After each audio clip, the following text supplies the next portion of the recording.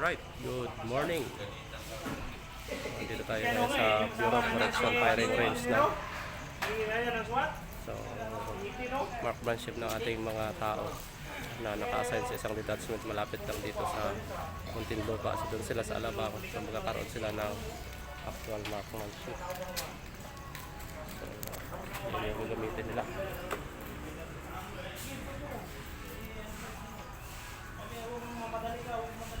So, ano masasabi mo? Solid. Ilang beses ka nang pumutok? Kanina, katatlo ako eh. Nakatatlo? Hindi, dito sa Ay, barrel. katatlo sa ano? Ba dito, sir? Ha? Dito, sir? Pangatlo na to, sir. Pangatlo. Ikaw ano? Pang ilang firing mo na dito? Pangatlo, sir. Pangatlo. Anong experience? Kumusta? Best, okay. Ito, yung may pinabili lang ng ano, pinabili ng suka, tapos nagkakaroon na ng trabaho. May experience ka na sa marksmanship? Yes, sir. Saan? Sa, ano, sir? Sa Leyte. Kamusta naman ang experience? Sabi, sir. Okay. Marami tayo rito ang interviewin. Si Mario. Mario, kamusta? Kamusta naman ang experience dito sa... Bali, nakaano ka. Pangalawa ko na to, sir. May nginig ba? May nginig? Wala. Hindi naman, sir. Ano ang target mo? Anong points? Bullseye? 10? 9? Mga 100? basta kung ano matama, sir. Di. Okay na, huwag lang lalabas sa guhit. Okay. Ikaw? First time ko po, sir. First time ma? Yes po. Magpaputok o maputukan? Magpaputok, siyempre. Ha? Ang putukan palagi yun. Oh. First time magpaputok. Pero pag naputukan daw, Palagi.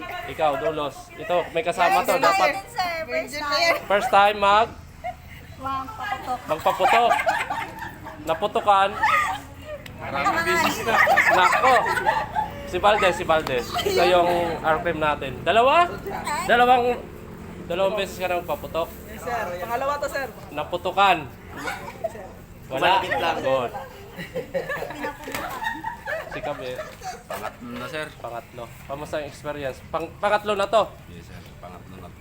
So, naalala mo pa kung ilan yung score mo dati? Naalala ko dun, sir. Pati yung pinagsabitan ng ano, natamaan ko, nalaglag. Ay, malupit. So, yun, no? So, dito sa experience na to, no? Marami. Ito si Dudong, ano? Batang ano? Tanggiya po.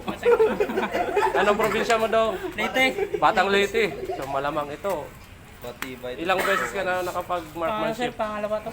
Pangalawa. So, kamusta yung experience sa una? Okay naman, sir. Sa tingin mo, may magiging 100% ka ba rito? Hindi ko alam, sir. Hindi ko alam. So, yun, no? Ito pa, ito, malupit ito. Kamusta ang experience? Okay naman, sir. Pang ilang, ano na, hindi na mabilang? Ulit-ulit na lang. So, ano ba dati dapat, sabi ko nga, pag ganito kayo, tatandaan nyo dapat ang inyong score nung nakaraan para sa sunod na kagaya nito, alam nyo kung paano nyo ayusin yung tama doon sa target paper, di ba? Opo, sir. Ito si,